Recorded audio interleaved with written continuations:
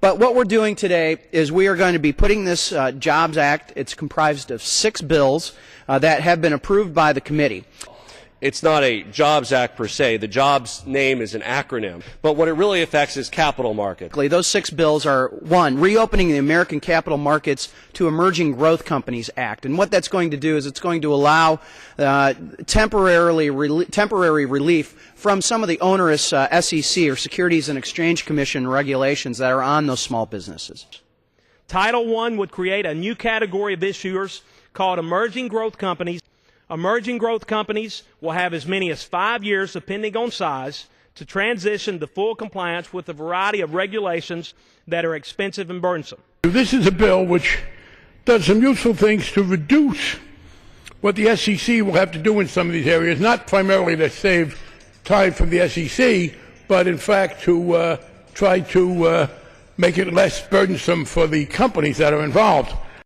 Number 2, the Access to Capital for Job Creators Act is going to allow small companies raise capital by, again, removing some of those regulatory bans that are in there, and that say that a small business can't use advertisements to go try to get and attract investors. That's the 3rd bill. Entrepreneur Access to Credit Act is also going to ease the requirements that allow things like crowdfunding.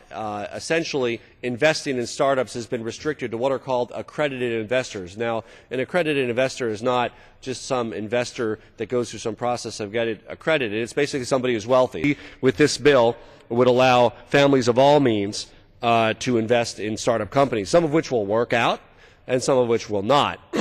Well, the 4th is a Small Company Capital Formation Act, and it allows small businesses to go public by elevating the threshold that the companies are exempt from $5 million to $50 million. Well, in today's world, if you wanted to go public in this streamlined, simplified process, you could only go public with a capitalization of $5 million. Well, no one's going to the stock market for $5 million. This will raise it to 50. Why is 50 so important? 50 is the minimum threshold to be traded on the big exchanges, on the public exchanges. This allows an organization to find a path, a less expensive path, to become publicly traded and be publicly traded on those exchanges where it can be viewed and vetted and hopefully grow jobs. The 5th one is the Private Company Flexibility and Growth Act. And that's expected to give small companies more room to grow before having to go public. Currently, there's a regulation that says you can have no more than 500 investors in your small company. This doubles that. This says you can have up to 1,000. This is very important because many companies use stock options, which is a good practice. It gets the employees to own part of the company, to own part of the fruits of their labor, to have some upside on the equity. But companies have effectively been limited on this because once they have 500 shareholders, they're forced to file as public. So we're allowing them to stay private longer as the need fits them and not have to scale back on their option policy with their employees. And finally, number 6, the Capital Expansion Act would increase the number of shareholders allowed to invest in a community bank from 500 to 2,000.